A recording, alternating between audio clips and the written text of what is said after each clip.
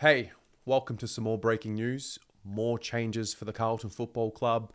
In this video, it's all about the coaches. There's been a lot of conversation and a lot of discussion around what would happen with the department following the confirmation that firstly, head of football Brad Lloyd would be leaving. The discussion has then turned pretty quickly to the assistant coaches, and in this video, we now have confirmation about which coaches will be departing. So this morning, moments ago, 26th of August, the club confirmed that the following coaches would be departing. So head of coaching performance and innovation, Aaron Greaves.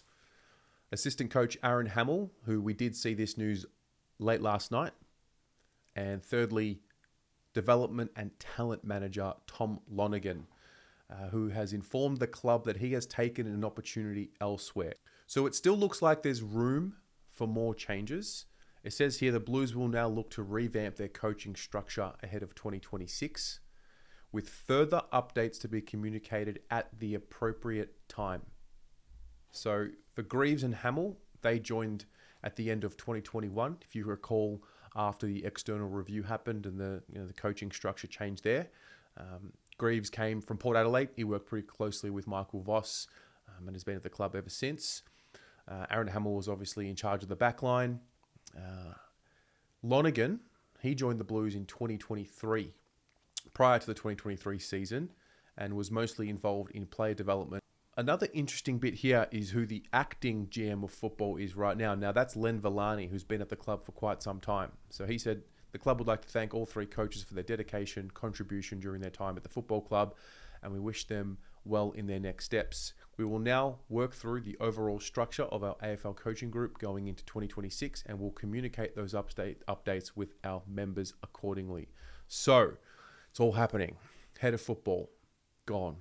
3 assistants, gone. Aaron Greaves, Aaron Hamill, and Tom Lonergan. We have seen the news of Tom DeConing.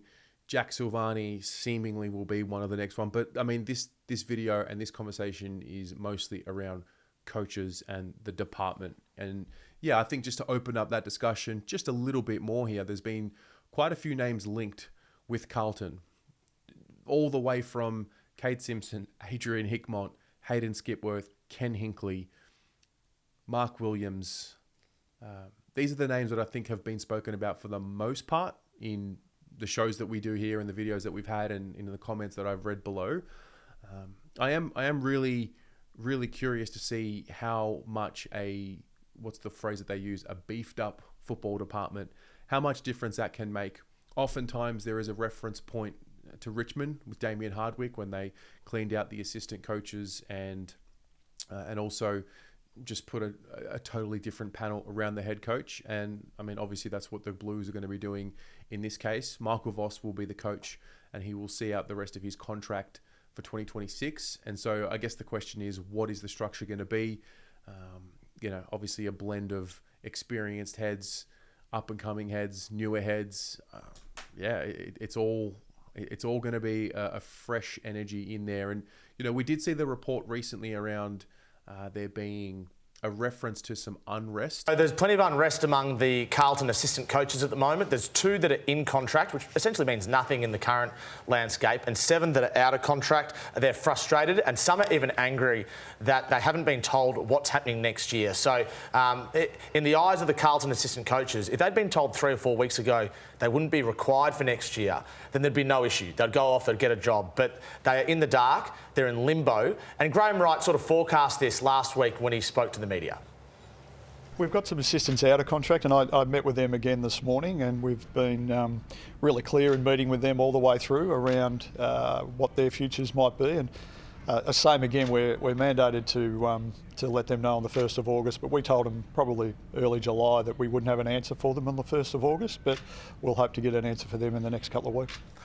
There is a wider conversation there, which I think Eddie Maguire brought up, and I think rightly so. For these assistant coaches, like I know for Carlton fans, we want change and heads to roll, and that's fine. But I mean, these are also human beings. So is that balance between making the right changes for the club and winning premierships being at the forefront of everything? But then there's also the reality: if you're an assistant coach, if you're out of contract, you don't know what's happening in your life. These are people with families. So I think that's more of a broader AFL discussion. Needs to be mitigation for these coaches. They need to be looked after, and if there needs to be a payout or a redundancy, we can't have a redundancy because they'll be replaced, but if there was a payout, fair enough.